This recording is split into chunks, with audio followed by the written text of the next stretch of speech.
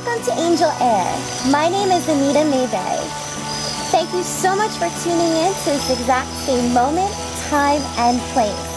This evening I have the lovely Mandrack, and he's a beautiful guest on our show this evening. We're going to go ahead and discuss with Lou how spirit came to him, how he was guided through all of his beautiful works, some works that are actually in the making, and any beautiful messages that he feels that he'd like to share with the universe from the divine. Lou, thank you for being on our show this evening. Oh my gosh, thank you so much for having me. I'm so excited to be here and really feel honored to be a part of this. Oh, this is great. Thank you. Thank you. Lou, I'm going to go ahead and hand the floor over to you.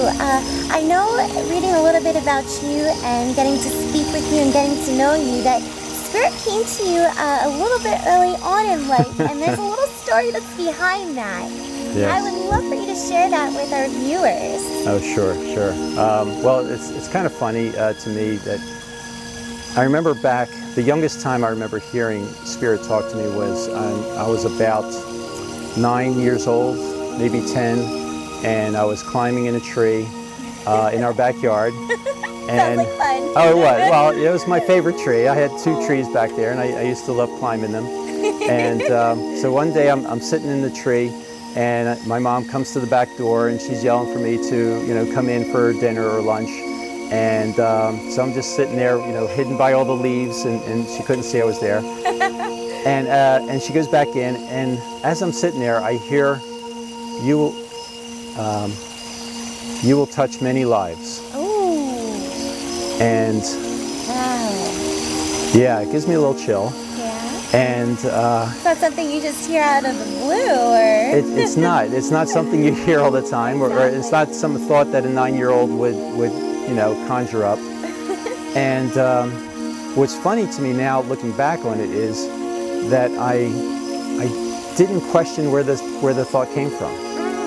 It just, the next thought that came to me was, oh wow, I guess I'm going to be on TV. And TV was my life at the time. At 9 years old, I used to love watching TV all the time. Oh wow. And so I'm thinking, oh, maybe I'll be on news, or maybe I'll be an actor, and I'm thinking, okay, that'd be cool.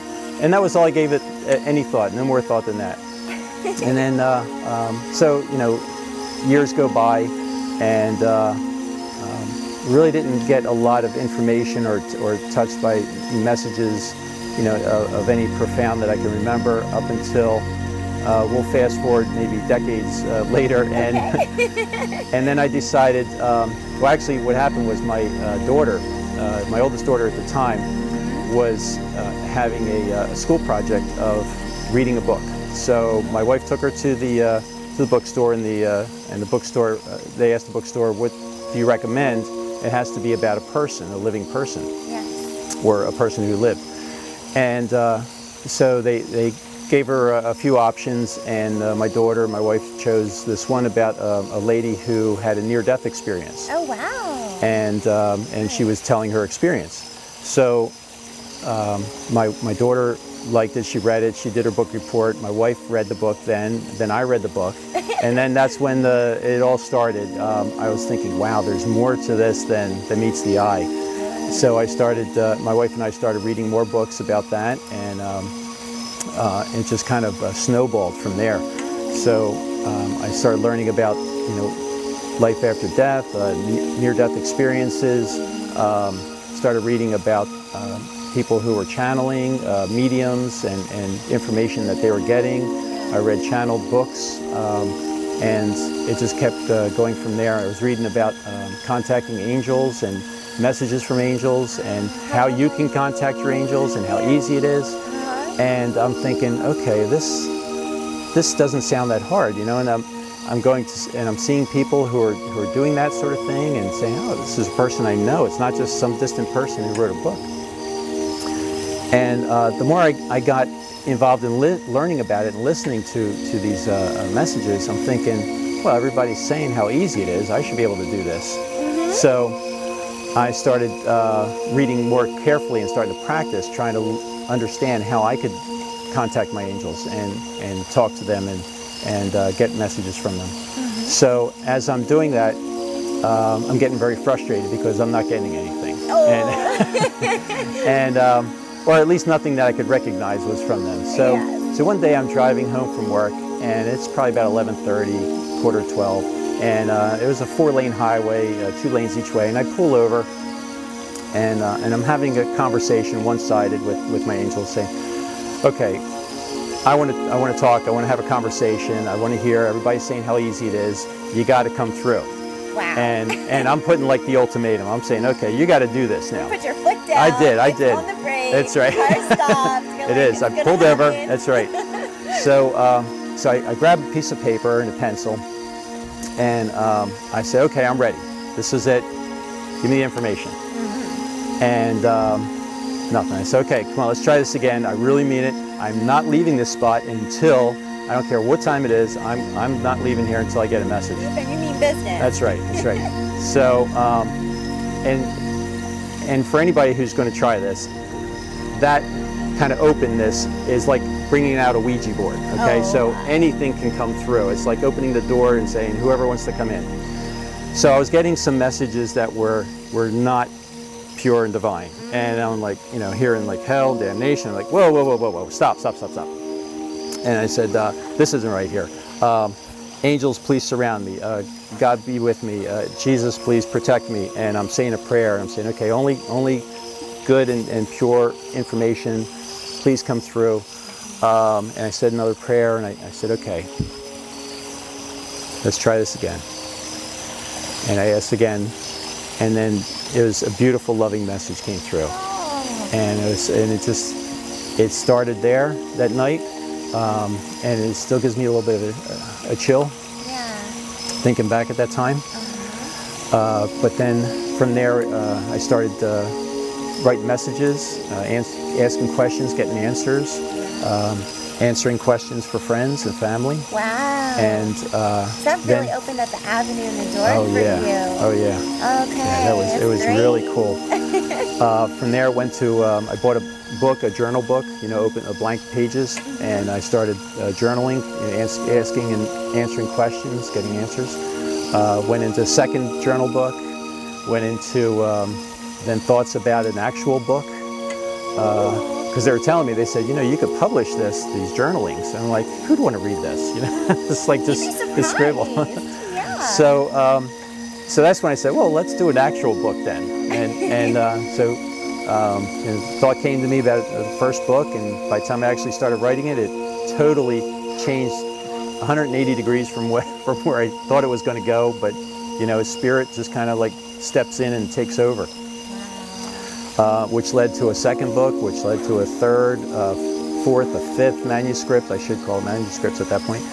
And so at that point, I'm trying to think, how can I get these manuscripts published now? Yeah. So I started, some years later, then I decided, okay, let me try and get these manuscripts published. So I'm writing query letters to literary agents. And sending out letter after letter, getting rejection after rejection. And so I'm thinking, okay, something's not right here.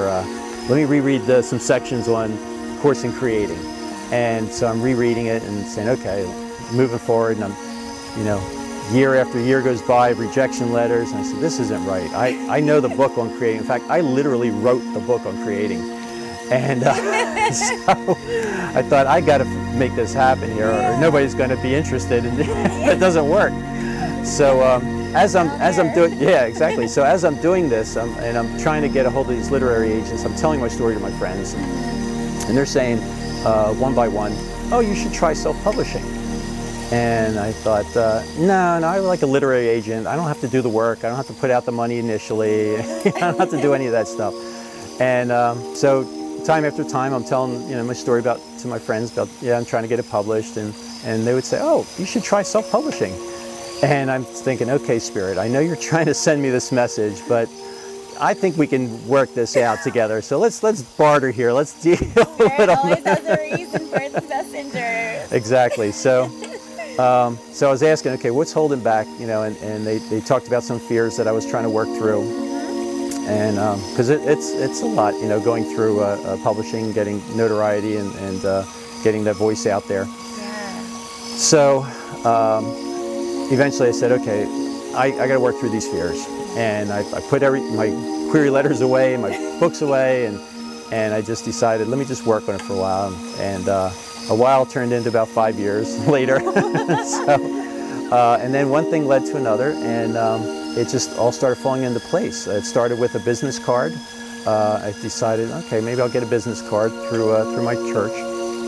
And I got a business card, and then I started getting a couple comments and emails about self-publishing, and it just happened very quickly after that. And just the ball started rolling very fast, and so I got it published, and very happy with it. It turned out perfectly, of course, and so here we are. That's awesome. Yeah, Spirit thank got you. you to do it one way or another. I know, yes, yeah. It's funny how that you can resist so long, and then they'll get you. and they get you in the end. Yeah. They know what they're doing. Yeah. Oh yeah. I think they've been through this before. Absolutely. So I would love to talk about the divine messages that not only come through you, but what you're able to offer for other souls too. You have a little specialty doing regression work and past life. So I would love for you to go ahead and share with me how you got into that. Oh, sure. Oh, yeah. Wonderful. Yeah, past life regressions, I really enjoy that. I started reading books about a couple psychiatrists who do past life regressions in their work, and showing the story. They're telling the stories of how these people had some real help, real healings, really able to connect with what happened in the past, how that was brought forward into this current life, those problems that still haven't been worked through. And just the fact of knowing it and understanding what's going on in this life, why things are repeating, problems are repeating, and they can't, and those clients can't understand what's going on or how to get past it.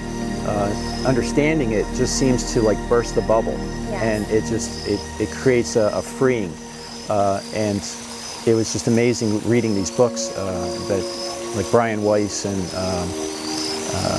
Newton, Dr. Newton. So I started thinking, well, it can't be that hard. I love you, Lou. Your enthusiasm is amazing. Yeah, and I thought this has got to be so fulfilling. I know, exactly. It's got to be so fulfilling. And I went to one of the seminars and heard Brian Weiss talking about it and explaining and how fulfilling it is. And I'm thinking, wow, this is real healing of people. I got to be a part of this. Yeah. And so I did learned what I had to learn. Got certified in it, and it was just amazing starting to help clients. I started doing it for free for a while, getting practice. Yeah. And the list grew very quickly when they heard it was free regression. But I call it Ethereal Explorations because it's more than just visiting a past life and seeing what I did or what I was in a past life. I call it Ethereal Explorations because I take my clients on a journey beyond just learning or seeing or experiencing what they did in the past life. Spirit is with us the entire time. Their angels are with us, and their angels are by their side, guiding them, literally side by side, guiding their spirit through the process. And I'm talking with them and their angel, and there's a number of things that I offer the client before the session starts. And I say, okay, you can do a progression, which is progressing into the future, one of the timelines, possible timelines, because there's no set timeline because of our free will. Yes. Everything is open as a possibility to us. So I'll tell them, you can do a future with your current problem where you don't resolve it and you just live with it, and let's see what that life looks like. And I always calm their concerns by saying, you will not know of any other loved ones or friends at that time, so you won't know if they're alive or dead, if they passed on. But you'll get to talk to yourself, see yourself, encounter yourself, and ask your questions. And so they'll do that. And then it's okay, come back now to the present, and now we're going to choose another timeline and see your future self there. But in that future self scenario, you're going to be able to understand that you resolved all of your issues that you have today, and talk to yourself how you did it, what was the process, how's your life turned out. And then when they meet their future self, and it's usually comical because they'll say, oh, I either gained a few pounds or I lost a few pounds, I'm gray, or you know, or I lost my hair, or some wrinkles, or something like that. And they describe, so they describe themselves. Right? Exactly. And then they talk about how happier they are, and how much life was more meaningful, more fulfilled. They've got more friends, or you know, whatever the situation is, it's just, it worked out better for them. And I say, okay, now ask your future self, how did you resolve these issues you're dealing with today? What did you do differently? What did you do more of, or less of, or not at all? And so they get a lot of information from their future selves, and from spirit that's with them. And that's just one of the things that we could do. There's also meeting future family members that have yet to be born, deceased past members, which is common. A lot of times they'll meet a deceased family member who sometimes goes on the journey with them. Oh, that's And so nice. yeah, usually like a mom or a grandmom or something like that. That's very healing for them, I'm Yeah, sure, yeah. too. And usually I'll ask that if we're having trouble connecting with a guardian angel. And usually that might be, you know, and your guardian angel knows obviously a lot more, and stands back sometimes for a reason, like saying, okay, we'll wait until Lou asks for a deceased family member, and then grandmom comes in, or mom comes in, and They love to play thing right at the exact moment. Oh, They're yeah, like, yeah. Wait, Okay. they're not there, they're not there. Oh, wait, now they're there. Exactly, yes, yeah. So, and it's fun to watch that the process. And then there's a few other things that we'll do. Just to realize that there's so many possibilities out there, and it's not just a past life, you know. And of course, we'll go through 1 or 2 past lives, and I'll ask that angel take you through to the next, fast forward to the next significant moment, and in that way, you kind of get like a taste of different scenes from that particular life, and watch what the recurring thread is through all those scenes. And then if they're able to, they'll go to a second life as well and do the same thing. And then the spirit guide, their guardian angel, will talk to them about, okay, notice now the commonality in these 2 lives, which is whatever the issue is, and how that carried over into this life, and how you're still dealing with it. And then they talk about, okay, this is what you want to do, and this is how you want to, you know, again, you know, be more of this or less of that, or, you know, this is how you want to work through that. That's so insightful too, because in that way they can be like, oh, there might be a constant problem or a constant issue, and now I can see that or feel that. So let's try to work that through so it doesn't repeat itself over and over again. Exactly. That's beautiful. Yeah. And then another thing that we offer is, I keep saying we because it's me, and really, and angels are, I can't do it without them. And they know that, of course. So we'll say, you know, that you can go to, at the end of one of the lives, okay, follow your spirit, watch your that part of you decease, watch spirit leave the body, follow where it goes. Quite often it'll go meet their soul group, and sometimes they'll recognize some of the people in their current life in that soul group. Sometimes they'll recognize some of the people in that particular past life that are in the soul group. Then sometimes we'll be able to get to a life review, and it's very different what we were taught when I was taught as a Roman Catholic. I was just going to say that it had to be a little bit different. Yeah, very different. Very loving, very open. It's all about the experience and the learning. Non-judgmental. Love that. Unconditional love. Exactly. It's unconditional love. It's just all. Swim in that. Oh, exactly. Oh, yeah. I just. Bless myself with it. Douse myself. Soak it all up. Oh, yeah. Yeah. It's beautiful. And then we'll sometimes move on to pre-life planning, which is always fascinating.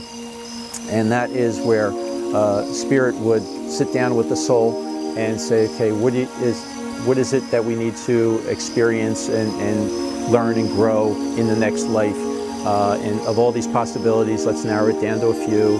And okay, now in order to achieve the goals of experiencing these things, what kind of body do we need? What location? What kind of parents do you need to have to help support that? What kind of environment, family, friends, country? I mean, all those things come into play, and they'll narrow it down to a couple. Well, here's, you know, at this, going into this timeline, you know, there's this person here you can go in to become, or this person over here. And that's kind of nice. You take a little bit of this and a little bit of that, and you put it together in the oven, and it comes out, and it's a beautiful cake. Exactly, and that's how we turn out. Yeah, and there's another one called simultaneous life, and which is it's not common, but it happens where one soul can split into and experience two lives simultaneously. So one soul could be here, and the other part of your soul could be experiencing as another person in another country at another age simultaneously. And it's like going through school with a bi-major, you know, or dual major, where you learn twice as fast, twice as much, twice as fast. Almost like having a duplicate twin or something of that sort. Exactly. Yeah. So that's interesting. Yes, that's why I call it ethereal exploration. It's a lot more than just a past life regression. Yeah. Wow, that's a Isn't that fun? I love that. I love how you came about that. That's beautiful. Yeah, thank you. Thank you. Absolutely.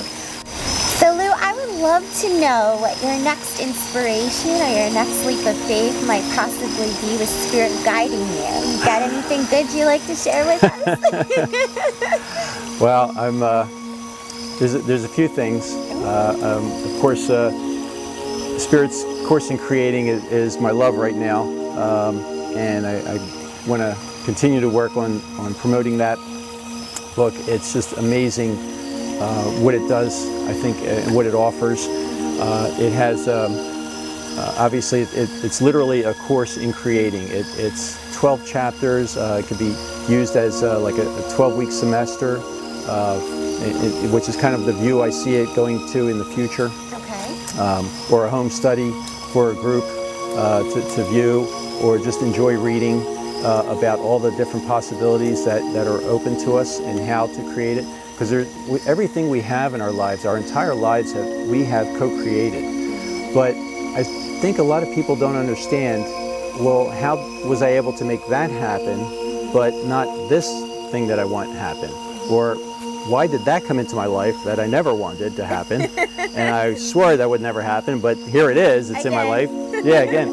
So there's so many ways that we bring things into our lives, or can bring them in, that we don't understand the process. And so I think that's what this book would really help a lot of people with, is to understand the process, and thereby able to make that happen then by co-creating with Spirit and using the principles such as law of attraction, which is very popular. Everybody knows that one or have heard about it.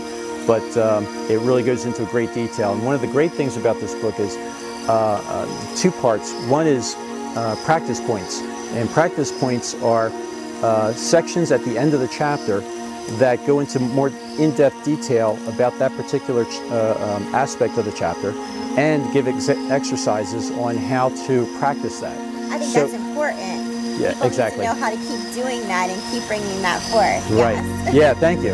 Because without the exercises, it becomes a little more ethereal and a little more, you know, knowledge, as opposed to actual practice. Actually implementing it into your life, and then starting to use that to say, okay, now I know how to bring this forth, and I'm routine at it because I've practiced it. See, I think that's great, because you're giving the keys and the tool and knowledge to keep it going. Like, somebody can read a book and it's great, and then after that they put it down and they pick up another book. Right. But what you're offering is allowing the readers not only to take in and absorb all the knowledge that you've written, but then taking the ingredients from the book and practicing it. Exactly. And almost like a ritual every day or a mantra every day, and letting that sink in. What that also does is help to vibrate that in the soul's aura.